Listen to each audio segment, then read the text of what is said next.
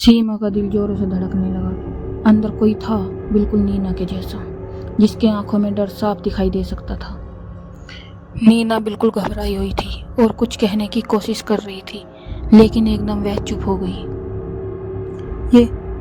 ये क्या है? ये बोलते हुए सीमा 2 कदम पीछे हट गई। सीमा के शरीर में अचानक से एक ठंडक सी दौड़ गई।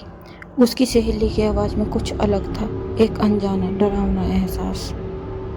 नीना जो बाहर खड़ी थी वह थोड़ा मुस्कुराई और बोली, बस ये एक आईना है और कुछ भी नहीं। आईने को मत छूओ, उसने कहा।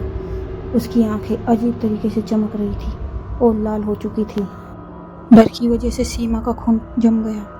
उसने इस आईने की तरफ हाथ बढ़ाया, लेकिन बाहर खड़ी हुई नीना ने सीमा का हाथ पकड़ लिया।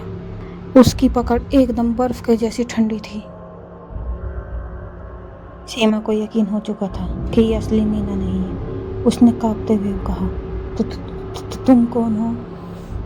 बाहर वाली नीना ने थोड़ा आगे सीमा की ओर झुकते हुए डरावने अंदाज में कहा, अगर मैं नीना नहीं हूँ, असली नीना कहाँ है? सीमा का गला सूख गया। उसने थोड़ी सी हिम्मत जुटाई और पास में रखे हुए मोमबत्ती स्टैंड को शीशे में दे मारा। शीशे के टूटने की आवाज सारे कमरे में गूंज उठी और अंदर फंसी हुई नीना के चेहरे पर आशा की एक उम्मीद उभर आई।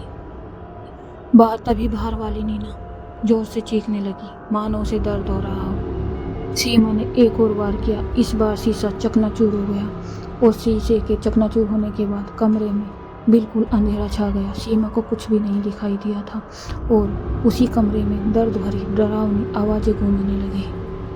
फिर सब कुछ शांत हो गया। आईने के उस पार जब धुंध हटी तो सीमा ने देखा कि नीना जमीन पर बेहोश पड़ी है, उसकी असली नीना। सीमा ने नीना को हिलाया तो नीना ने धीरे धीरे करके अपनी आंखें खोली। सीमा ने पूछा, तुम ठीक तो हो ना नीना? नीना ने कहा, हाँ मैं बिल्कुल ठीक हूँ, तुम तो ठीक हो ना? दोनों ने कहकर एक दूसरे को गले से लगा लिया। नीना ने कहा, मुझे बाहर निकालने के लिए शुक्रिया, मुझे तो ऐसा लगा था कि अब मैं अंदर से शायद कभी। सीमा ने पूछा, पर वो चीज़ थी क्या? सीमा ने कांपते हुए हाथ से कांच को उठाया। अब वहाँ कुछ नहीं था, ना ही तो कोई। तभी हवा में एक फुसफुसाहट हुई, ये अभी तक खत्म नहीं हुआ है। ना और सीमा दोनों घबराकर एक दूसरे की ओर देखने लगी। शायद ये चीज़ अभी तक खत्म नहीं हुई थी या फिर हो गई थी।